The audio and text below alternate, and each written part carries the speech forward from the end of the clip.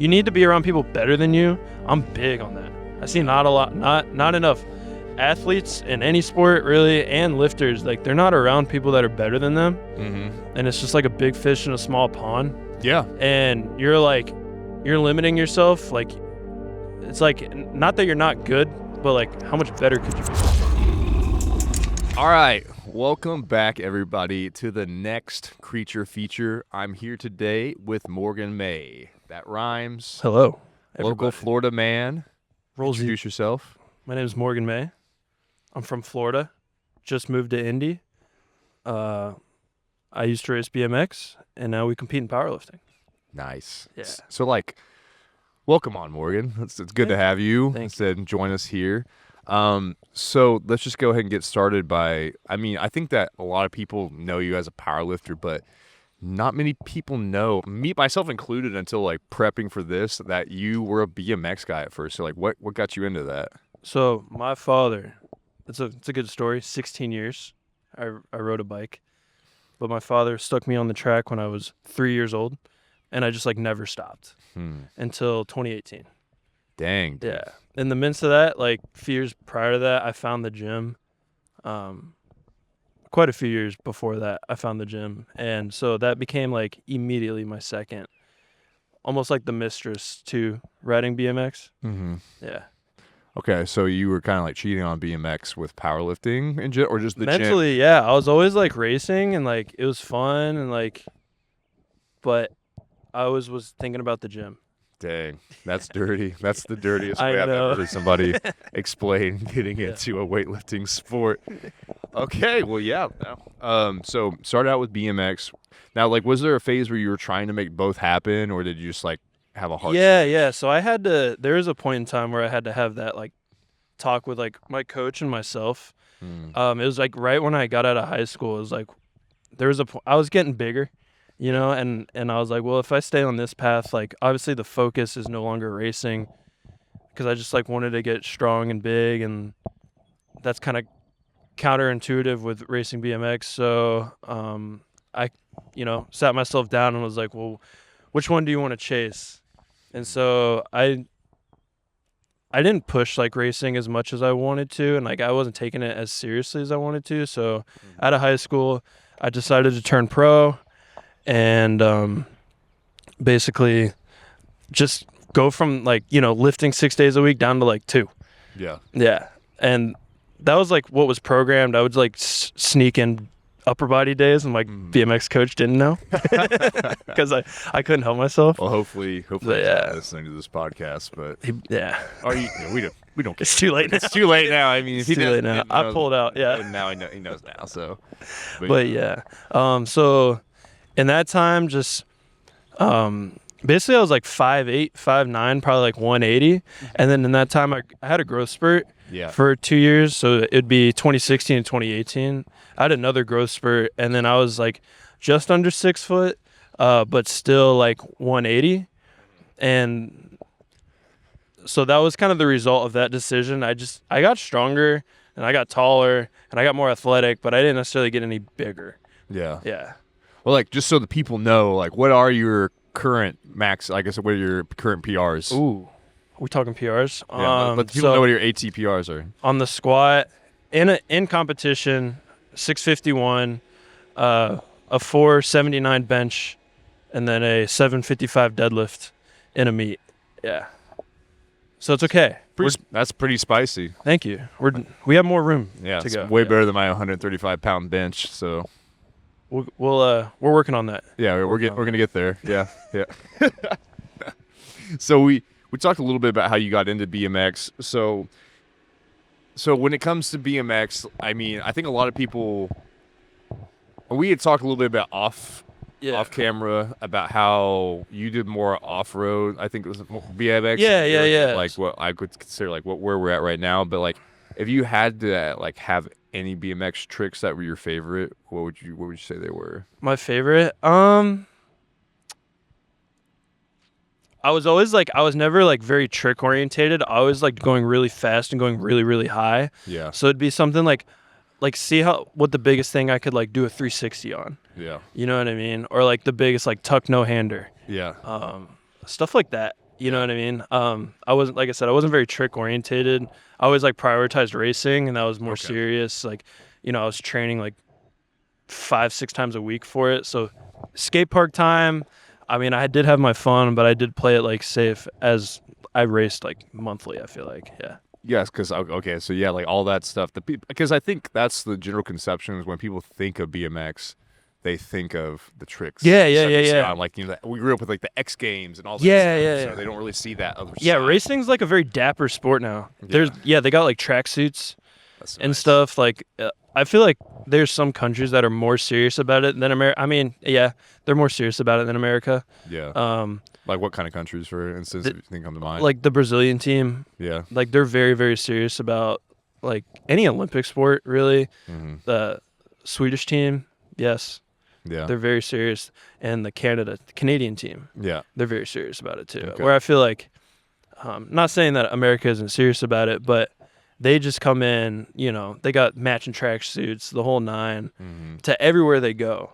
And they travel as a team, and they travel all over the world, where like America just kind of just pulls in a few people for the Olympics, qualifies, and then we're ripping. You know what I mean? Yeah. Yeah. No, I mean, coming from like being like, you know, Olympic weightlifting and stuff, I kind of get that general feel too. Yeah. Is like we kind of like more or less scrap to get people to put them up there, to where there's other teams that are, you know, which you usually don't think of having tons of resources, and yet they put them out for those kinds of sports. And, dude. Show up. So okay, tricks. Not really so much in your repertoire, but like, so for instance, what was probably like the most air you ever got off a jump, you think?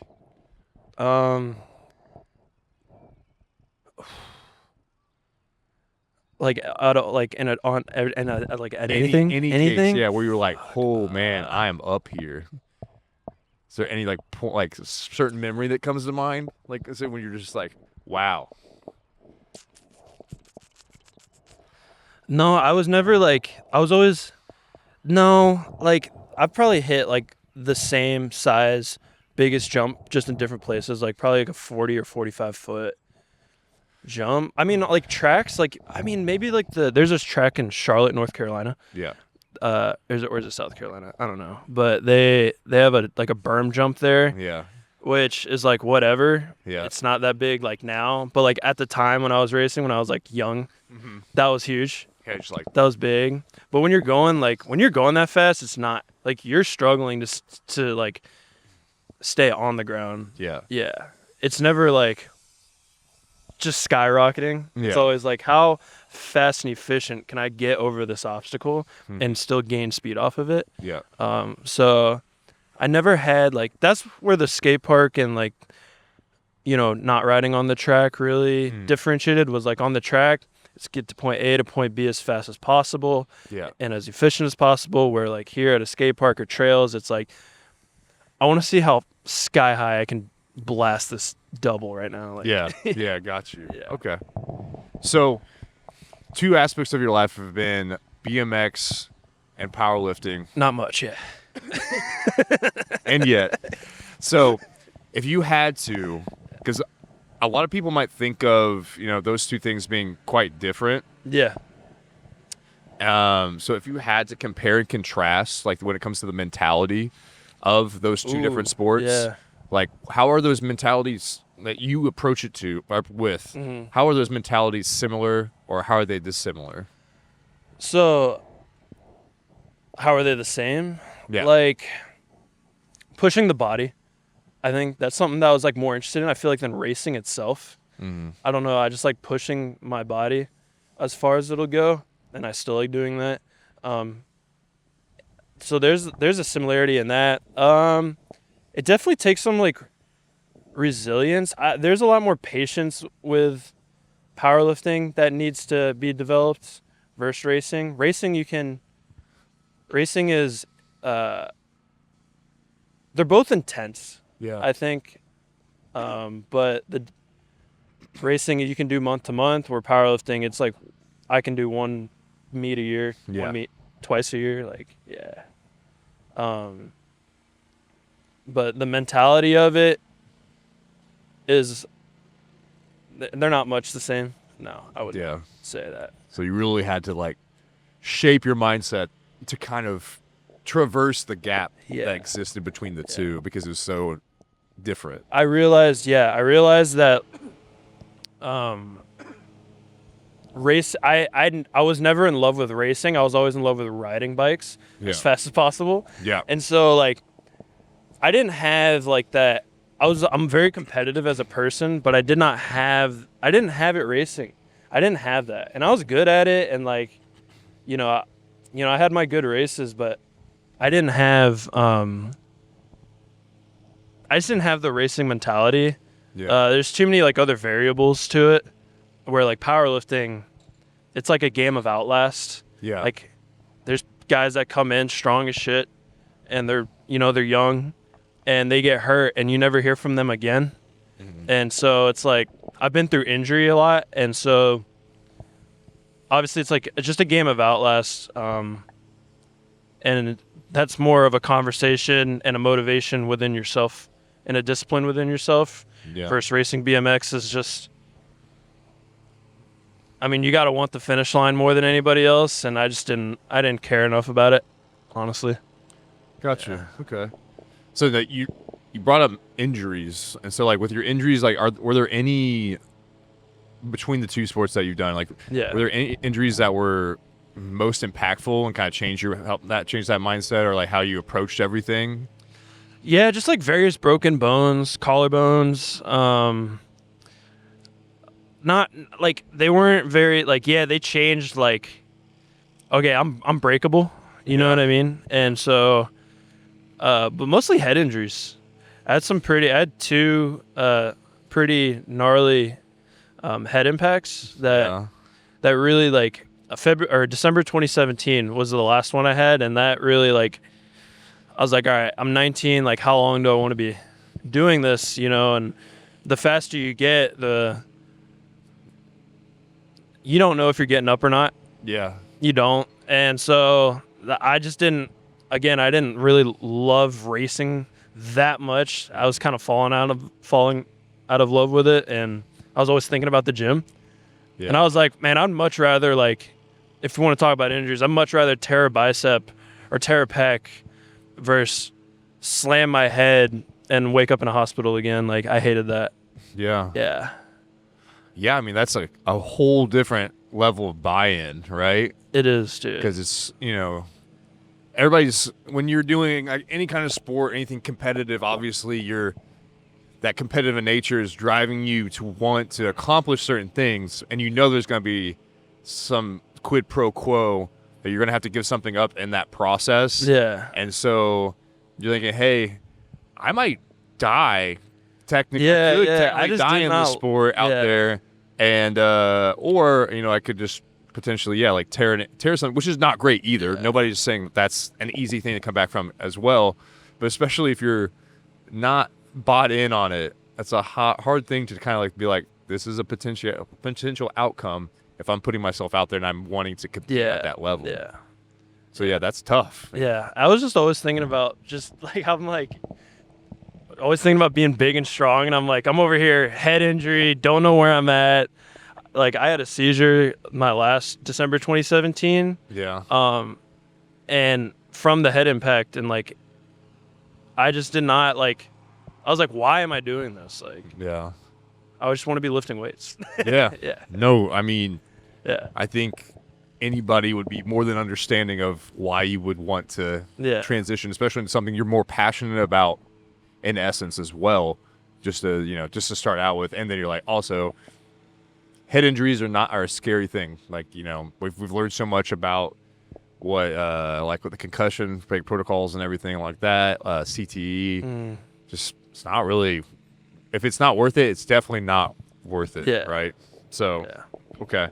Now, so obviously you were more passionate about powerlifting, but was there like any kind of moment where you're like, all right, I'm done with BMX, I'm going full send into powerlifting? And if there was that moment, like, what were you feeling and why? So that was, like 2018. I've never been like a dabbler. So like, I don't try to do two things at once and be good at them. I've always been like all my eggs in one basket. Obviously, it's like two things I've ever done in my life is powerlifting and BMX. So that was a pretty like it was either this or that. And so yeah, February 2018, I raced my last national, didn't do well. Started going to college, and like literally like after that week I was like, I'm done. You know what I mean? Like I'm going to spend 2 years just building a foundation. I was a fan of powerlifting during that time, even years before that when I was in high school, and I was always watching it. And I'm like, one day I'm going to like touch base in that sport and like do something. I want to do something in that sport. Yeah. So I made that commitment, took 2 years off of, I dropped the bike completely. And then before I hired a coach, I just spent 2 years building a foundation again, getting my body weight back up. Like I was just under 6 foot, 180 pounds. I'm like, well, I'm not going to be strong. Like I know I won't. So let's build a foundation and like see how the body reacts to strength training again. And did that for 2 years. Hired a coach, and just never. That was 5 years ago now. Yeah. Yeah. So I just never looked back. Yeah. No need to, I guess. Commitment is not an issue. No. Yeah. No, it doesn't sound like it. I mean, especially when you're going from a sport where I think that the commitment obviously was a lot more difficult to. Yeah. You got to love it. You know what I mean? You have to. And I just did not. I liked riding. I love riding. I'd still love riding if I did it. But like racing at that level, I just like, I tried to care. You know what I mean? And I just couldn't. Like, I was training. The training was there. It was paying off. But like, you can only get so far without a mentality to it. Yeah. You know what I mean? You can train all you want. I mean, same thing with any sport. You can train all you want. But if you don't want it here or here, then it's just not going to happen. The results are just not going to be what they would be if you were there mentally. I definitely get that.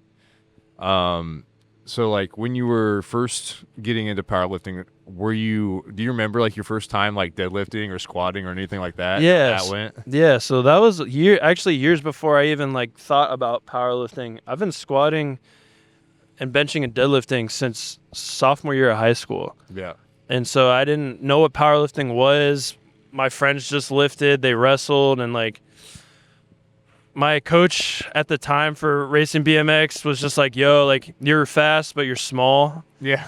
And I'm worried. Yeah. And he's like, you need to get bigger. So I just started going to the gym, and they just happened to squat, bench, and deadlift. All my friends. So they introduced me to that, and I never stopped. And it took, that was 2015, and then 5 years I was lifting before, 5 or 6 years I was lifting before I actually turned into powerlifting. Yeah. And like, were there any things, like any style of training that you were doing while you were doing BMX that you like felt like flooded into powerlifting and helped you out there? Yes, a lot. Like plyometric work is huge. Like I'm very explosive. Yeah. Like I rely on that in powerlifting. Anaerobic exertion, any sort of that kind of training, like box jumps, a lot of vertical work, a lot of sprint work on and off the bike, a lot of track work, and my body, like I still put on muscle even when I was training for BMX, dude. Like I didn't have any like direct like bodybuilding or anything like that. That was not the focus. I didn't want to get any bigger, but I still like put on a good amount of muscle just from box jumps, jump squats, sprint work, like just genetics. But it did carry over very well. Like it was a good foundation. Body awareness was big. Yeah. Some proprioception, all that good stuff. Yeah. Yeah, for big words. So now you've been committed to powerlifting for, you say, about 5 years, more or less? Yeah, we're rolling up on 5 years. About 5 years. So now, 5 Just years get in, started. what does your typical training split look like in a week? So we have training blocks, just like Ollie lifters do. Yeah. And it varies. Sometimes it's like 3 days a week. A few weeks out from a powerlifting meet, it's like 1 to 2 days a week. And then in an off season, it's 4 to 5 days a week. That's all I can recover from. Yeah. right now. Yeah. So, yeah, you get to a point like when you're young, you can like kill the gym 6 days a week because all in all, you're not doing that much work like on the human body. But then you start pushing body weight, and then you get stronger, and then More load. you can only recover from so much. So, yeah, I spend a lot of time like I train hard, but I'll spend a lot of time like getting my steps in or just sitting. Yeah. Just resting. Very adamant about recovery. Yes. Yeah. Yeah. Well, that's good because I think that a lot of us, especially, you hit a good point that when you're younger, like you're thinking now that we're looking back, Yeah. we're a little bit older now and have matured through the gym is that, like you're like, oh, when I was younger, it's easy to think that I was younger. I was just more able to do this and that, but also we were just weaker. Yeah, the overall tax wasn't like high. So like when I was benching like 315 for like a few reps, it was like I could go in like 3 or 4 days later and do that. Now it's like I hit a heavy bench and it's like 2 weeks before I could go do that again. You know what I mean? Because we're putting our bodies under so much load because, I mean, it's kind of like a blessing and a curse depending on how you look at it. But it's like because we got stronger at some point, now our body's just under more load, and you really have to tone in on your load management, or else you will get hurt eventually. And that's, I think, a lot of people when they get older they blame it like, oh yeah, I'm just older. It's like, no, I mean, like if you had any success on the way up, your body's just under more load now, and you just have to be smart. You either learn how to be smarter, or you probably give it up because of injury. Yeah, I think laying down like muscle tissue, like the bigger you are, the longer you need, just because it takes more time to recover if you're like 240 pounds versus if you're 190 pounds. Yeah. Just like the cell count's higher. Yeah. So I'd noticed too, as I got bigger, it definitely took longer to recover, but there's lifters out there that can stay 198 pounds and get strong as shit, and I'm just not one of those. So pushing body weight's like a big aspect too. Yeah. Yeah. No, just like filling out your frame, right? I mean, that's what they call it, but what's the end goal? You know what I mean? Like, I mean, no, that's something that like, especially in Olympic weightlifting, we talk about all the time because like, for me, like being a 6'3" Olympic weightlifter, I'm like, and I usually sit comfortably around 304 kilos, right? Yeah. And for me, if I actually, despite being late in the game anyway and all that stuff, if I really wanted to try to push numbers, I would need to probably commit to being a super heavyweight, right? Yeah. And what's that number-wise? 110 plus now. 110 plus? Yeah. So, I mean, and that's not that far off, but a lot of people, like I said, if you don't do a weightlifting sport, like 110 plus means that like if you're sitting at 110, you're the smallest guy in that category, and you could be the smallest guy by 40, 50, 60 kilos. 110 in powerlifting, you're pretty, like I was like one of the smallest guys in my last meet. Yeah. Yeah. So like the weightlifting classes are kind of like it's a little bit silly, especially not to get too political, but now they like, the jump from 94 to 110 is crazy. Yeah. But like that's the thing you have to think about. You're like, how committed do I want to be to the sport? And to fill out your frame is just like, if you're a certain height, it's like, obviously, you're probably going to want to put down, like you said, more tissue. Yeah. And push more. But, everything comes at a cost at that point. Yeah. It's definitely a journey. Oh, for sure. Of body weight, yeah. So, like, have you had any, I mean, we talked about, like, how you had injuries with BMX, but have you had to deal with any specific injuries with your powerlifting career? No, just injuries from racing that carried over. Okay. So, like herniated discs, like my L5S1, that's a pretty gnarly one. It's 4 millimeters. I've heard of bigger, but it gave me a lot of issues early on. Yeah. And I had it when I was young. I got it when I was young. That re-aggravated in 2019, and it took me out of squatting and deadlifting for like, I'd say like 6 to 8 months. It was rough. I still got stronger through it, but I just wasn't squatting or deadlifting. Like, there's a lot of accessory work, a lot of body weight work. Yeah. My collarbones bother me all the time. Not to the point where I can't lift, but just right where it broke, the they'll build fatigue there, and it'll accumulate, and it does get like weary. And then the lifts, like how I'm lifting starts changing because your body's trying to avoid that area. Compensating. Yeah. But pretty much, honestly, like that's kind of why I like walked away from racing. Is like if I could walk away now, I would walk away somewhat clean. Yeah. And like not have too many lingering injuries. There is like injury management that I do, but I mean, I walked away from it like okay. Yeah. Better than some people. Yeah. For sure. And like, so, you know, we often talk about, you know, obviously when we do sports that are a little bit risky, that, you know, you accumulate injuries and stuff like that. But yeah. And people are like, oh, that's like, oh, what a gnarly thing. Like, you know, like blah, blah, blah. But, and we talk about our injuries very in the short-term mindset. But the thing is that often the hardest part about injury is that you're trying to overcome this time where you're not able to do what you want to do, right? Yeah. And that's really hard because like your mind is just like ready and you're ready to fire and ready to go and like let's go train, but your body is telling you no. Like, so how in those moments when you're like I said, you know that you shouldn't go train because you're fighting an injury or like a reoccurring thing going on with you, like how do you mentally deal with those moments?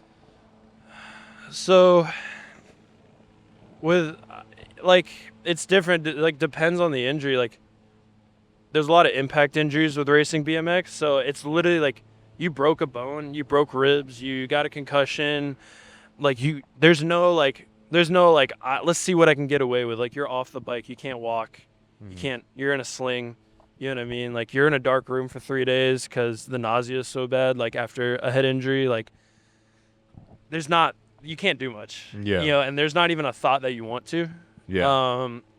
With powerlifting, it's a little different. You see a lot of guys like they'll get like they call them like fake injuries or like small time injuries, but it'll be a tweak of some sort, like re-aggravating their back or their neck or something happens, but they're like trying to get away with something, like trying to get away with as much as they can in training. Yeah. And like that never. I was always very good at like navigating that, and like that's like the downfall for like most lifters is like trying to get away with how much they can do like while injured. And it's like I've been through injury enough to where I know when to pull back altogether, when to rest, when to recover, what to hit, what not to hit. And like it did take some wisdom to like learn those things, but that's kind of the difference between racing and lifting is the injury, the absolute of it is different. Yeah.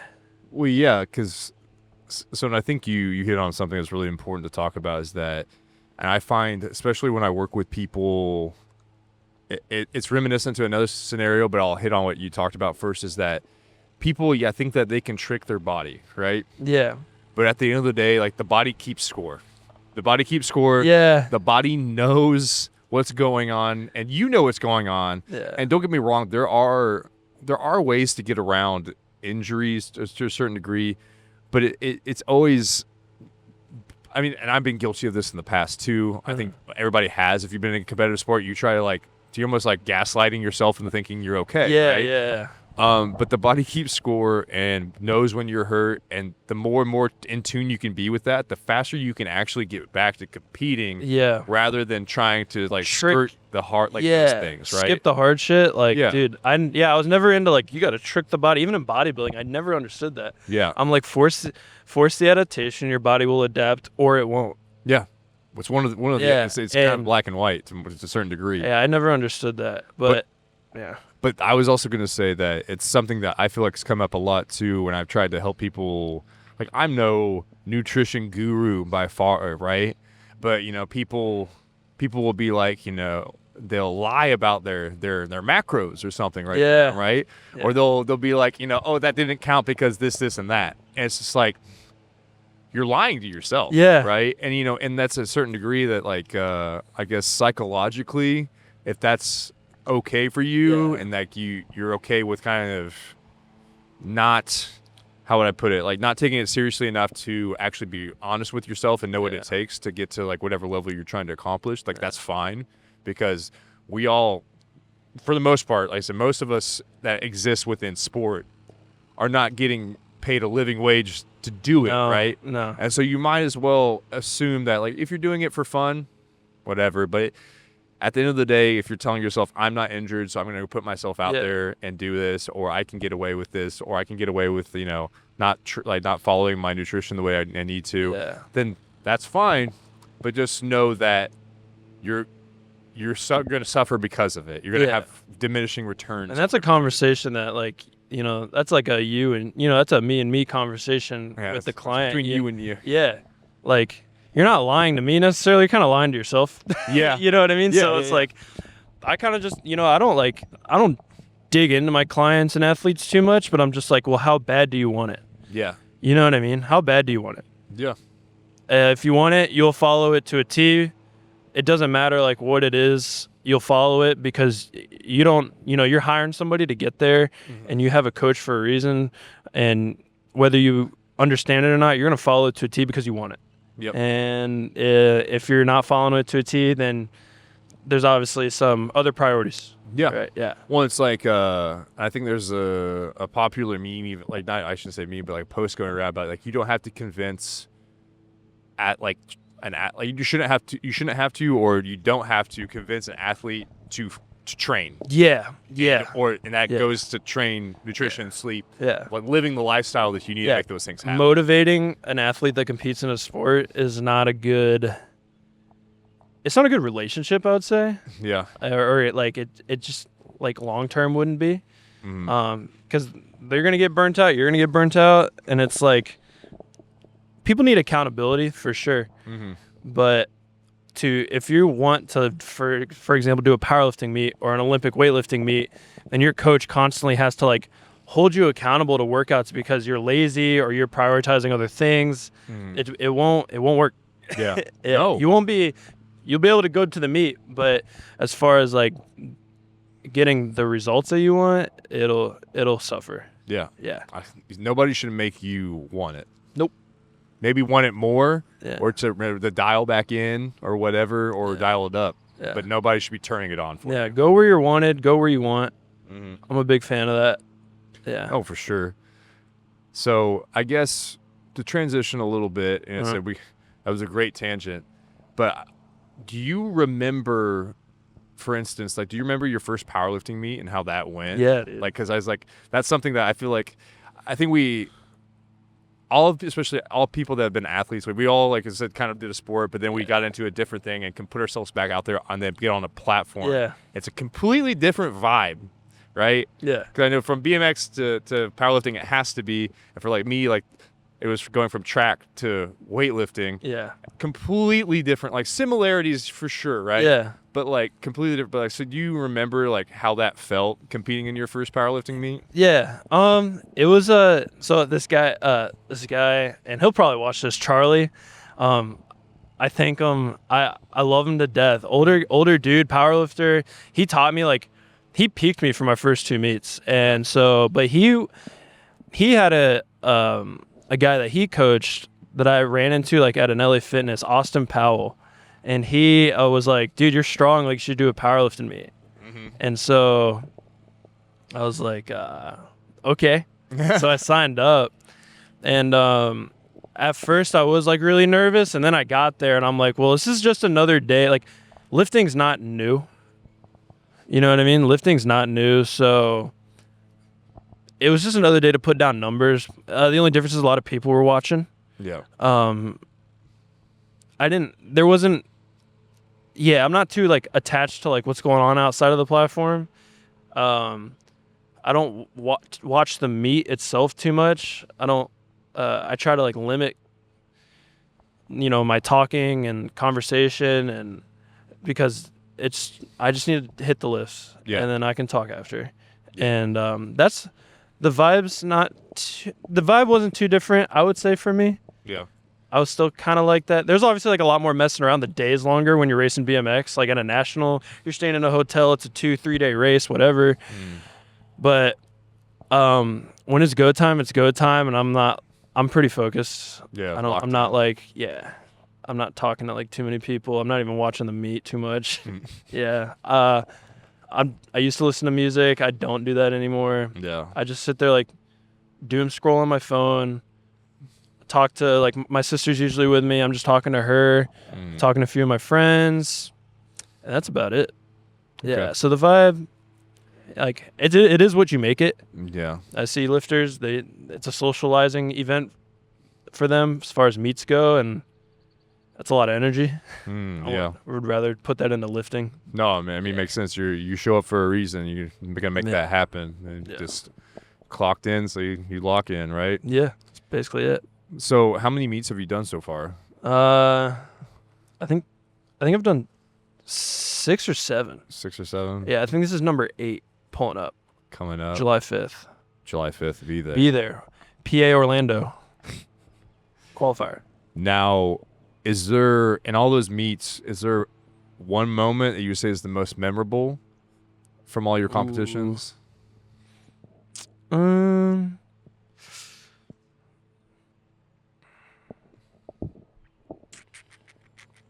I'd say this last one. The last one I had. That's a cliche answer.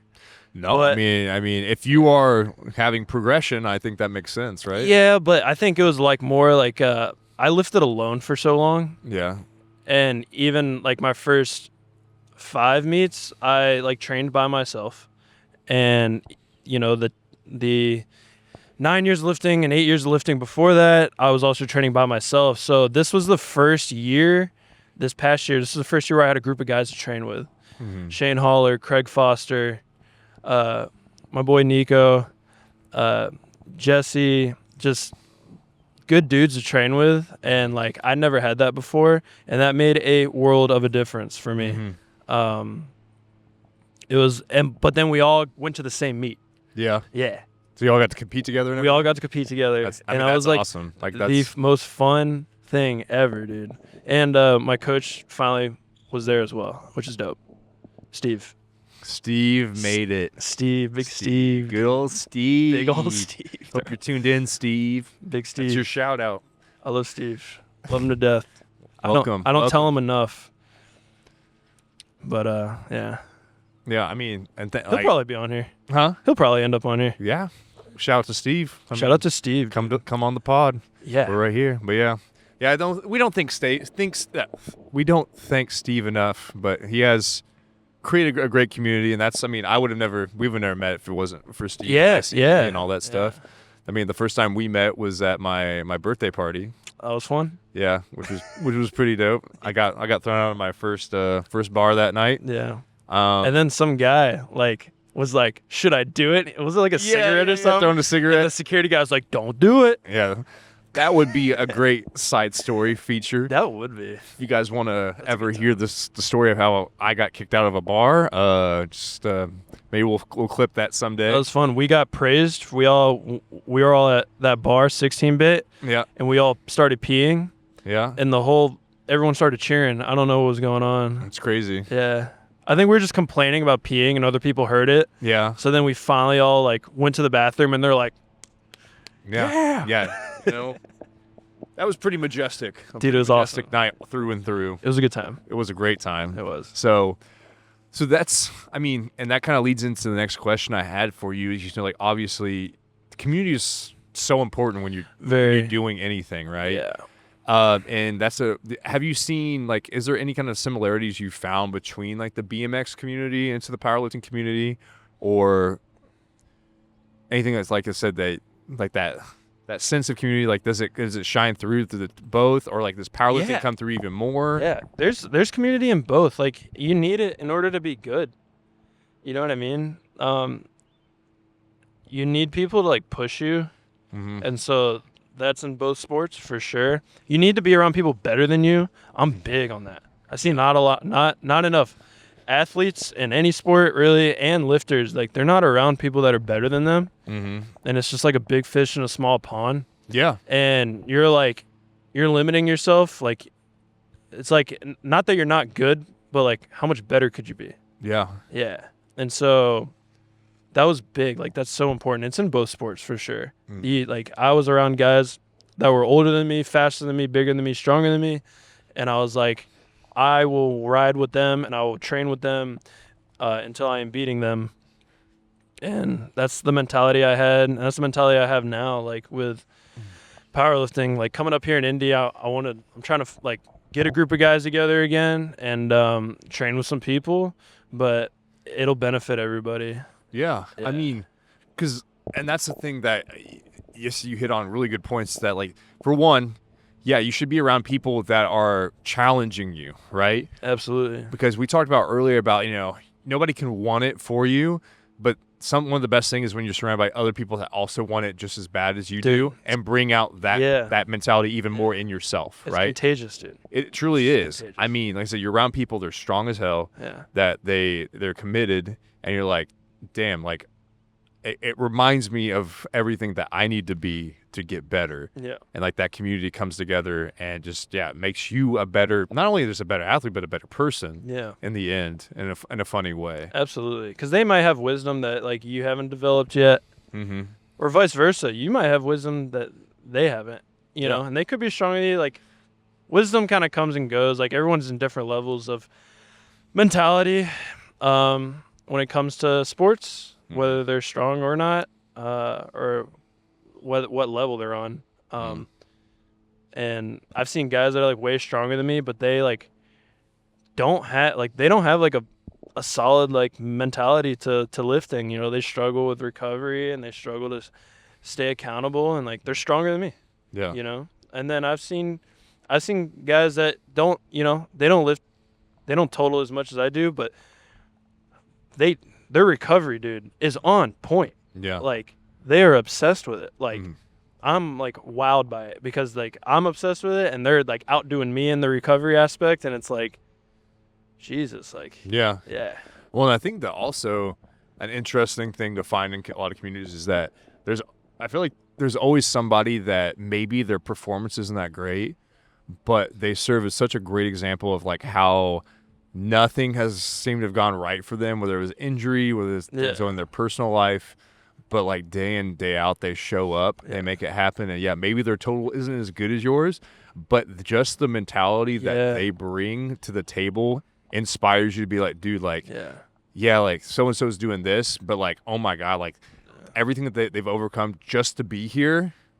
What excuse do I have? Yeah. So I'm going to push myself, and I'm going to give out 110% because they're showing up, and then it makes you reflect on your life of like things that have been bothering you. Absolutely. Like, how little are these things? Yeah. Like this person's doing all this with everything going on. Like I have no excuse, and like it reminds me like to lock in and stop being a baby about it. Yeah.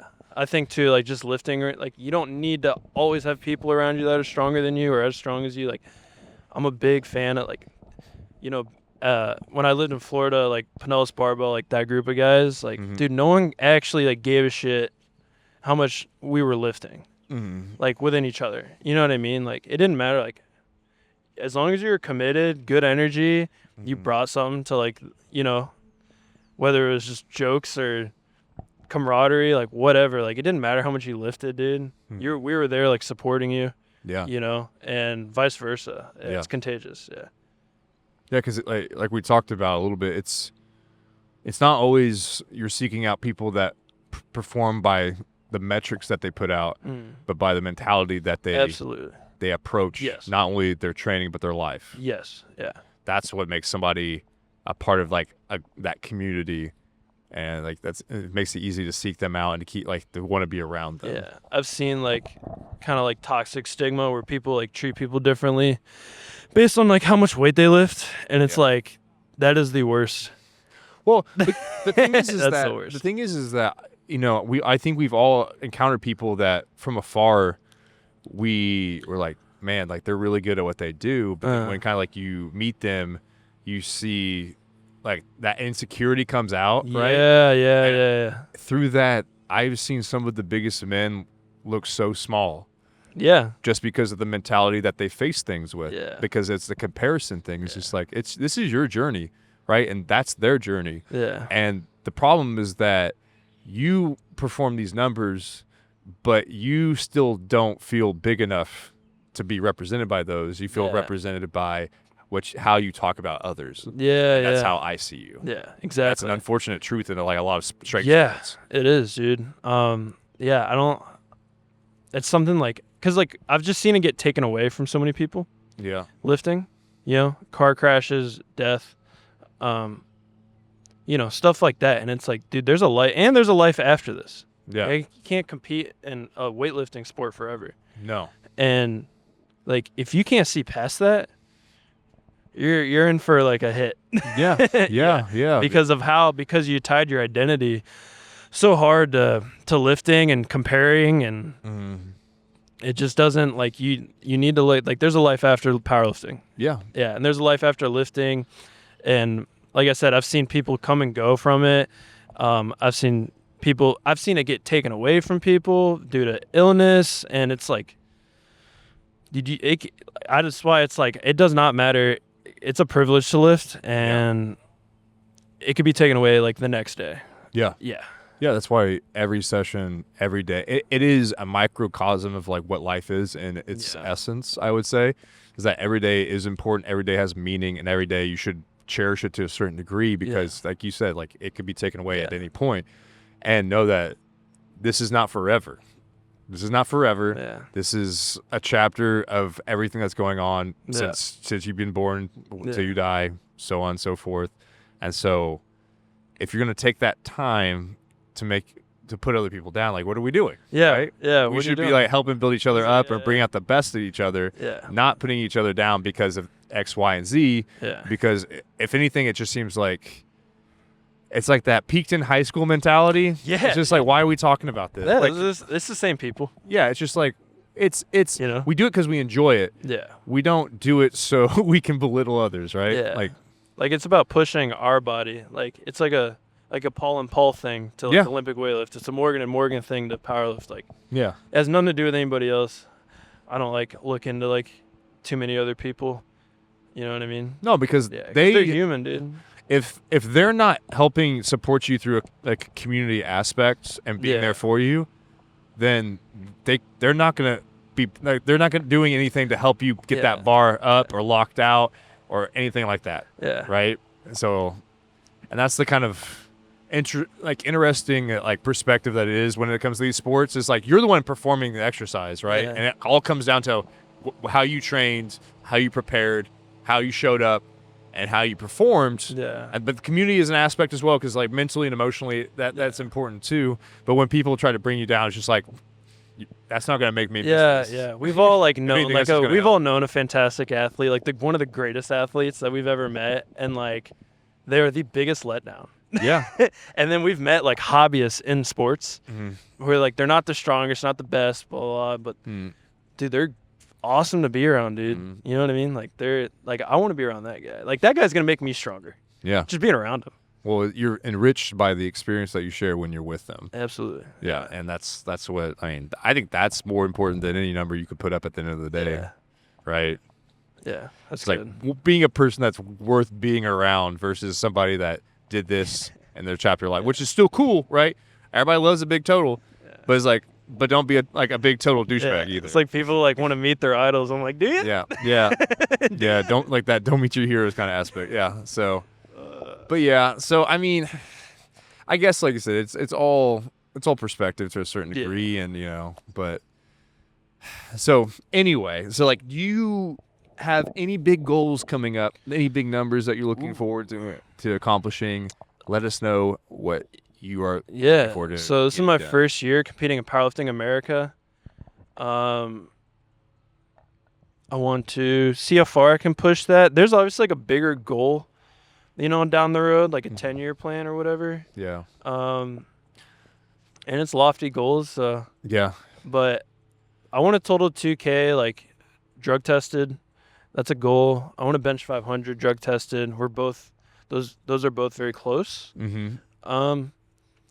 And then just see where that goes. Like, if I'm like inching for like some top spots, in the IPF or whatever down the road, then like we'll stay at it. Mm-hmm. But if I kind of hit those goals and I'm like, I'm still not set, like if I'm not like there's a bigger picture and I just want to get to that, then I'll do that and I'll make that jump and really shoot for some like big numbers, like big numbers. There you go. Yeah.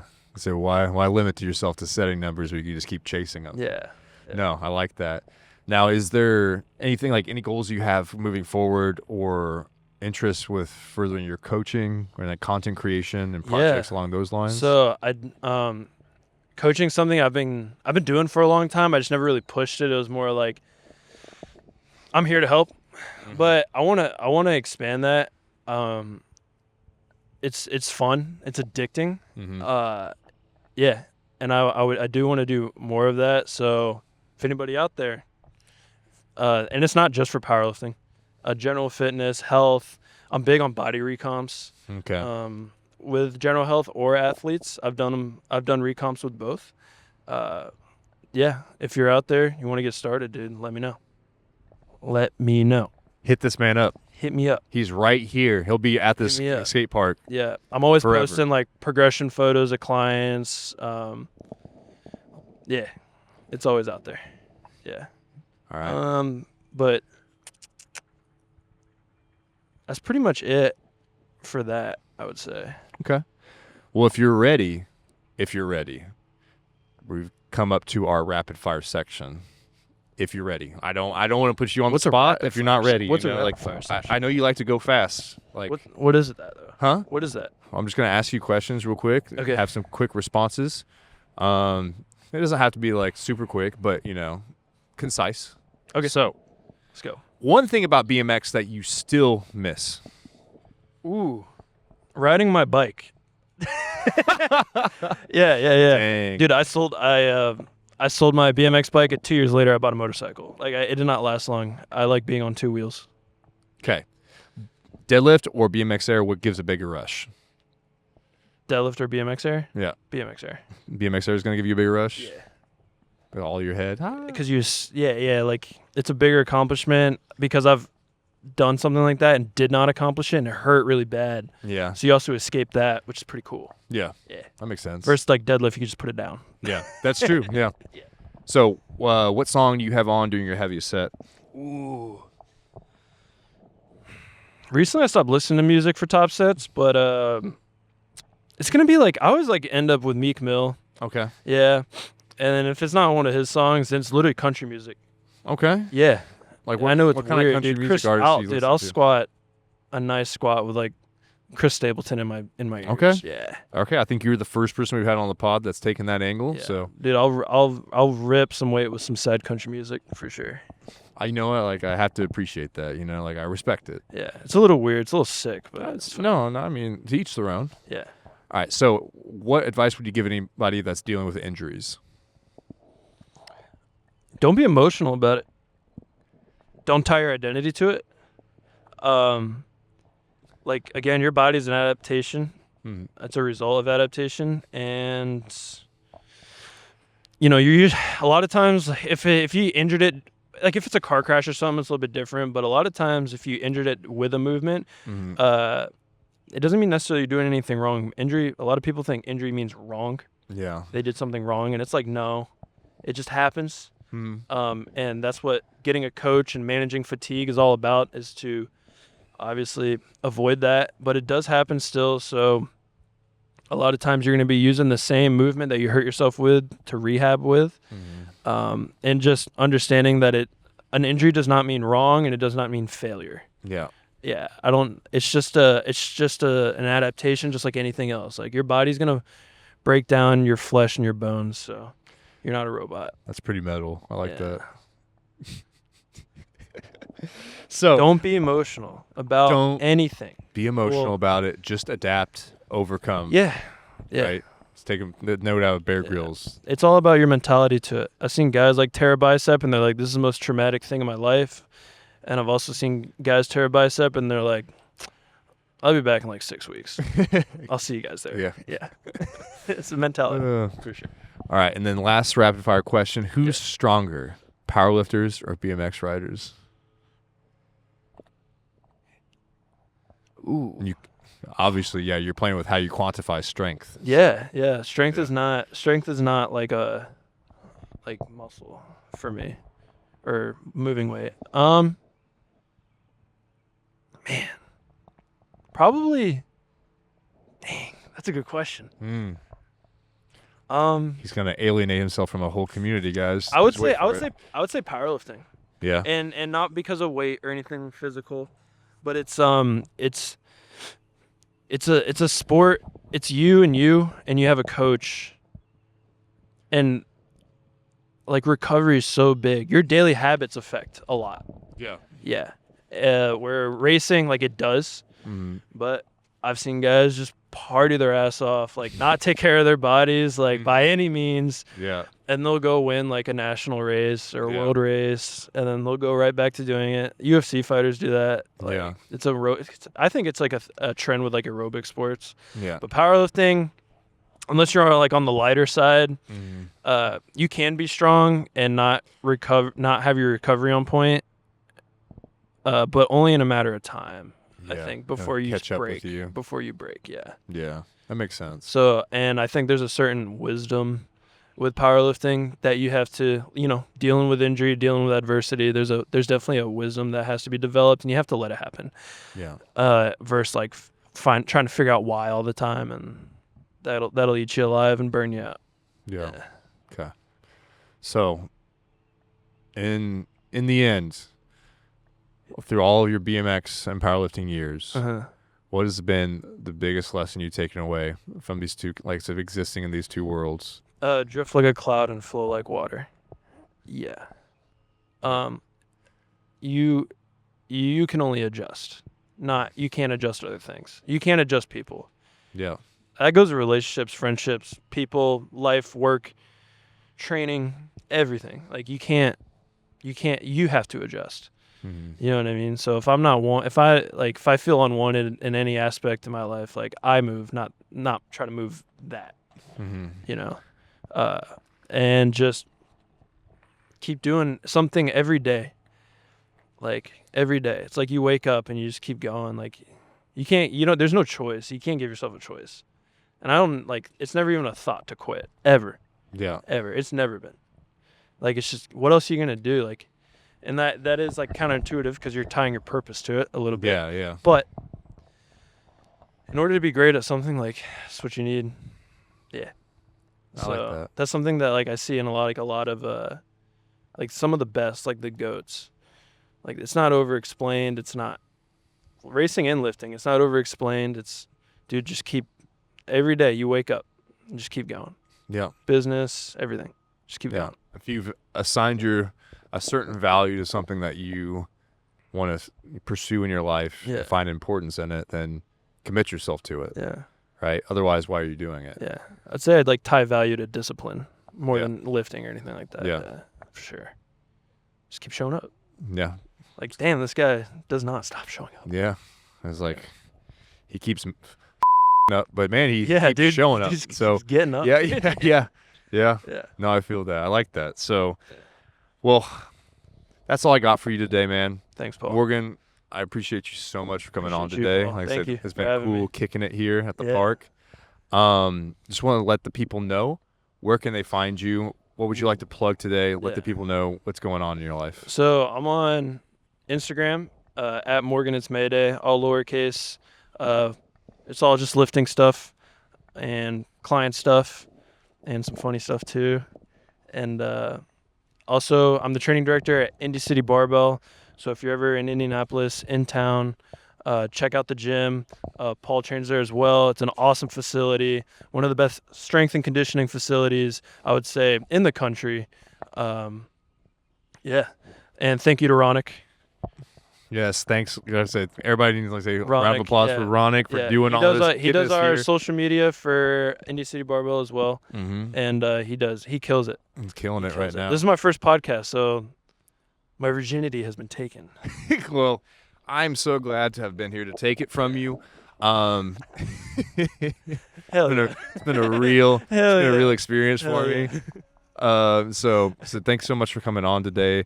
It's been a blast. Honestly, the sun has been beating down on us, and as you guys can see, we're pretty fair skinned, so we're out here slumming it for it. Yeah, we're making it happen. We're cooked. I gotta eat something. Straight cooked. But thank you guys for tuning in today for another Creature Feature with Morgan. Remember, guys, I said what we've learned with Morgan today is if you're gonna friggin' do something, do it. Do it. Commit to it. Make it happen. All right. So that's all from us. Yeah. And we're out. See you guys next time. Peace.